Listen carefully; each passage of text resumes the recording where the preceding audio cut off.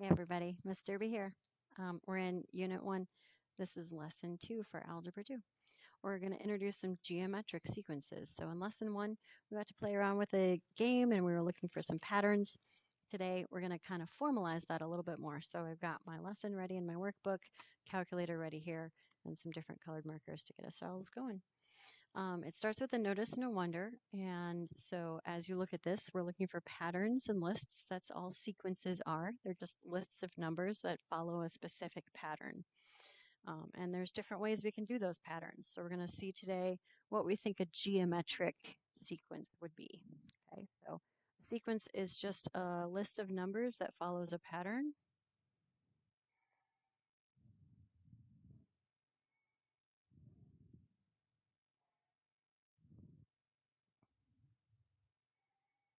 And that's what we're going to be working with all of this unit.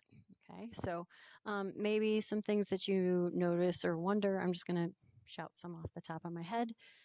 In our first one, I noticed that they all end in 0. I noticed that it's growing, so it's getting bigger. I might start looking for a pattern because that's where my brain goes to. And I noticed that this is times 3 and this is times 3. And so I'm going to kind of guess that 360 times 3 is, yep, 1080. So this is getting bigger. They all end in 0 and they're all multiplying by 3. Our next one is also getting bigger. I notice that they all end in even numbers. They all end in 2, 8, 2, 8, 2. So that's kind of cool. So I know that 2 times 4 is 8. I know 8 times 4 is 32. What about 32 times 4? Oh yeah, 128. So this one is multiplying by 4 each time. That's the pattern that's going on there. Our next one, this one's going down. I notice that this is our only decimal in the whole thing. So when I look at from number to number, it looks like it's cutting in half. So 1,000 to 500 is times 1/2 or 0.5 or dividing by 2.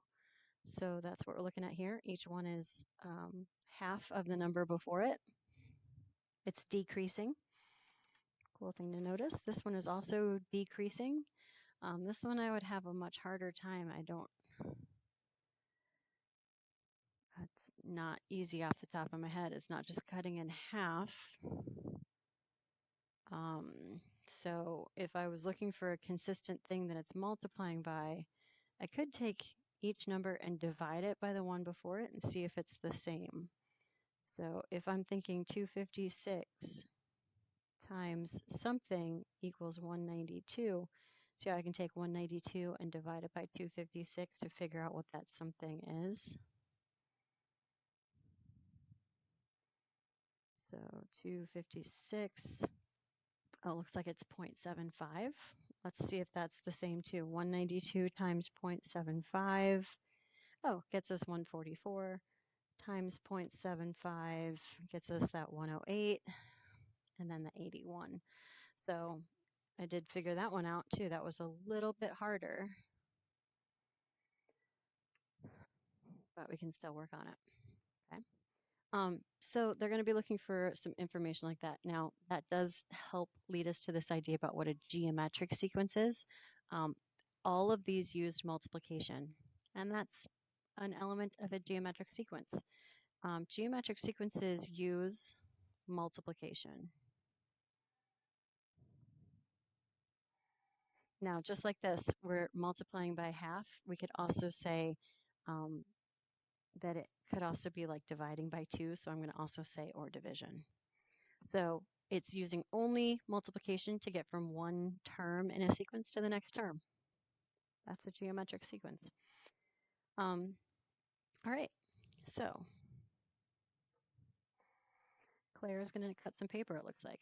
Claire takes a piece of paper, cuts it in half, stacks the pieces, takes the stack of 2 pieces, cuts it in half again, forms 4 pieces, and stacks them up. She keeps on repeating this process.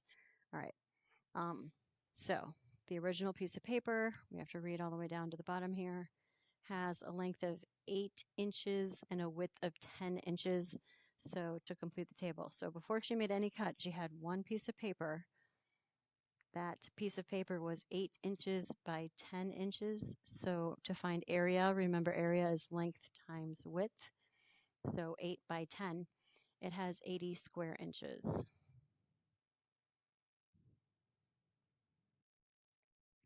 Now if we picture that, right, 80 square inches when she starts it, she's going to cut it in half and stack those two pieces on top of each other. So when she does that, she's going to have two pieces of paper stacked on top of each other. And then depending on which way you cut it, it's going to cut one of those dimensions in half. So if I cut that 10 in half, I would have 5 and 5. So I'm going to have an 8 by 5 inch piece of paper. Okay. Sorry. My phone rang. I got interrupted. So if I cut that 10-inch side in half, it's only going to be 5 inches. So we would have something that's 40 square inches.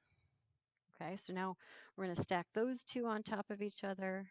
We have an 8 by 5 inch. And now we're going to cut those two pieces on top of each other. I'm going to cut it this way this time and stack those two pieces on top of those two pieces. And now we're going to have 4 pieces.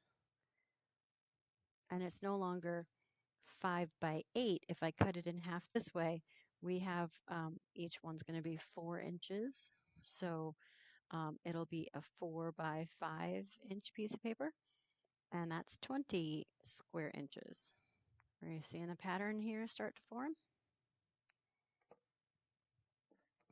Every time we cut it in half and stack them, we're doubling how many pieces of paper we have. So if I now have 4 pieces here and 4 pieces here, when I stack them and cut them again, I'm going to have 8 pieces on top of each other. Okay, so like when I had these, right, we had 2 and cut them in half. I had 4. Now if I put each of those 4 pieces of paper on top of each other and cut that in half, I'm going to have 4 and 4, and that makes 8. And again, one of our dimensions has to cut in half. So maybe my next one is a 2 by 5, which is 10 square inches. And again, if I take those 8 pieces of paper all stacked on top of each other, cut them all in half, stack them on top, I'm going to have 16 pieces. They're going to be 1 by 5 maybe, so that's 5 square inches. And so we notice a pattern going on.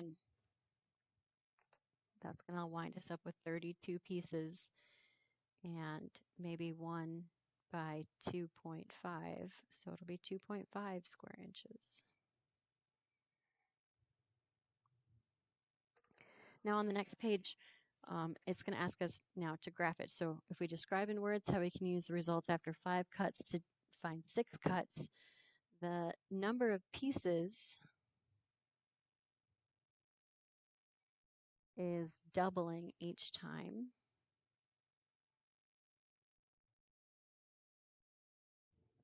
So each cut that we make, we're doubling the number of pieces, but the area is half.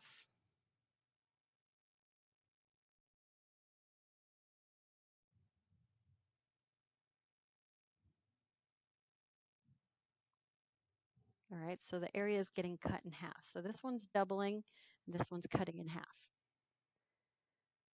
So on the given axes, it asks us to graph the number of pieces that we have based on the number of cuts. Well, when she had 0 cuts, she started with a single piece of paper. So that's where that started. Then after the first cut, she doubled it and had 2 pieces of paper. After 2 cuts, she had 4 pieces, then 4 doubled to 8. By the 4th cut, let's see, she had 16. That's going to be a little bit above that line right there.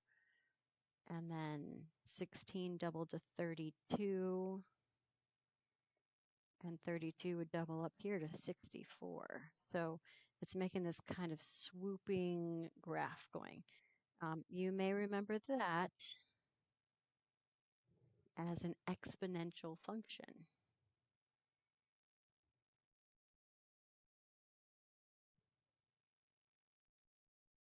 Exponential growth is happening. It's multiplying, and repeated multiplication is just an exponent. That's all, right? Because we had one piece of paper, we multiplied it by 2, then we doubled it again with another cut, and we doubled it again with another cut, stacked them up there, cut them in half, doubled it again. You see how it's just repeated multiplication. So 2 to the 4th power.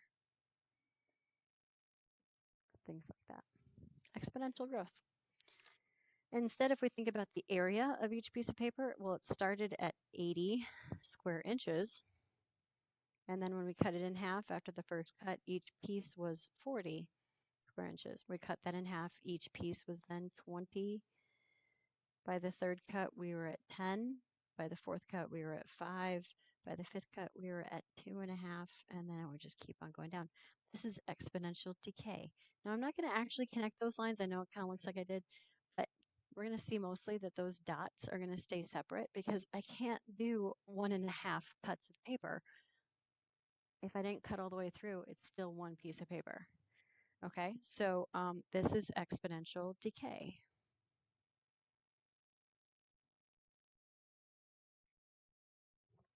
So we're just taking those numbers that we had on the front here with our number of pieces and then our area of each piece, and we graphed it. So we saw some stuff like that.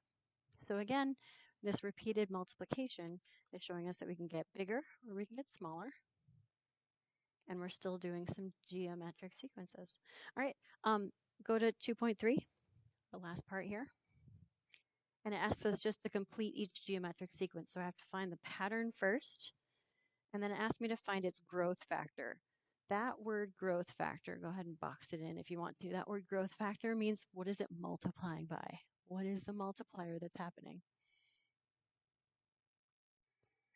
Is the multiplier from one term to the next.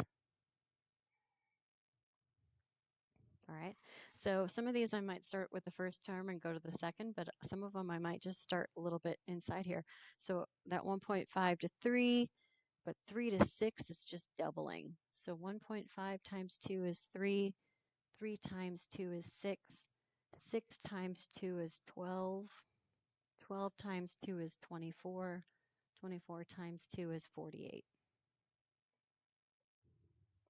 And its growth factor, I'm going to just put that as a GF, growth factor equals 2. It's multiplying by 2. So that's the multiplier from one term to the next.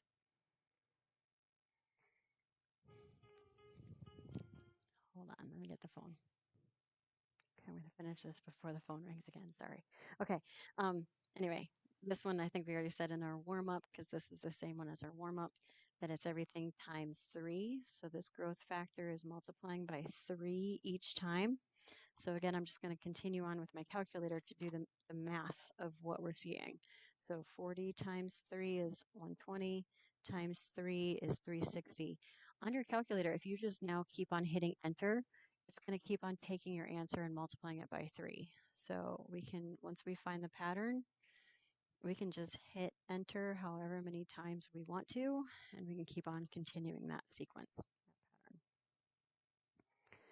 To go from 200 to 20 and 20 to 2, it looks like what we're doing is we're dividing by 10.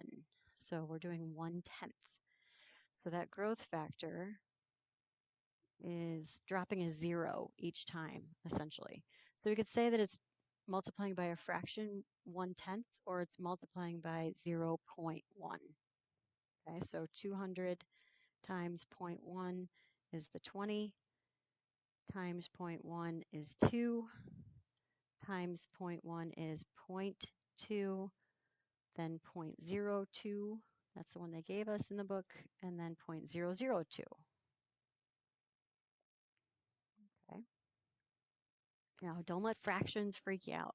Okay. My suggestion is with fractions, see what's going on the top and what's going on the bottom.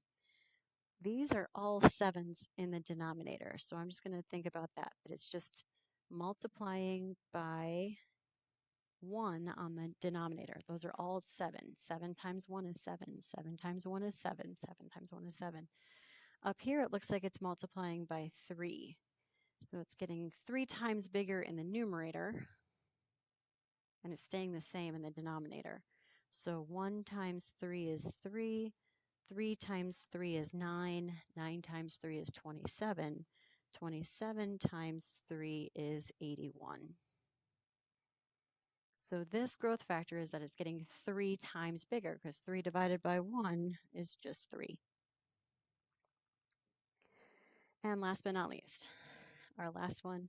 Again, we're back to cutting in half. I think this was also what we did for our warm-up. So it's multiplying by 1/2 or 0.5. Either way that you look at it, it's cutting in half. 24, half of that is 12, half of that is 6, half of 6 is 3, half of 3 is 1.5. So it's the top one just reversed. Cool thing to notice. That's what we're always looking for sequences. What do we notice? What's going on? So here again is our summary, a geometric sequence. The value of each term is the previous term multiplied by the same number every single time. All right, go tackle some practice problems.